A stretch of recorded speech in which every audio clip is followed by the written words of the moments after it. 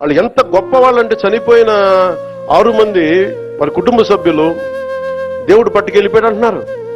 36 మంది గాయపడితే ప్రతి ఒక్కరిని పేరు పేరున పరామర్శిస్తే అందరూ కూడా నలిగిపోయి 100 మంది మీద పడిపోయారు. ఎంత ఉంటది ఒక ఆడపడుచు మీద పడిపోతే, పెద్ద ఆవిడ మీద పడిపోతే, తమిళనాడు నుంచి వచ్చారు.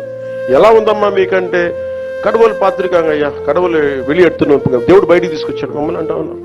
ఎంత పెద్ద మనసుతోటి సరిగ్గా చూసుకోలేదయ్యా మమ్మల్ని, కానీ ఏం చేస్తాం, మా కర్మ ఇలా కాలింది. అది దేశం తాలూకు దౌర్భాగ్యం.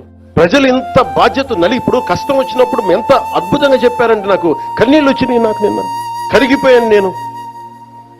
వీళ్ళ క్షమాపణలు చెప్పదు ఇంకెవరికి క్షమాపణలు చెప్తాం? ఈవో వెంకయ్య చౌదరి గారు కానీ, ఈవో శ్యామలరావు గారు కానీ, చైర్మన్ బిఆర్ నాయుడు గారు కానీ, టీటీడీ బోర్డు సభ్యులు, పాలక మండలి సభ్యులందరూ కానీ క్షమాపణలు చెప్పండి. మీరు క్షమాపణలు చెప్పి తీరాలి.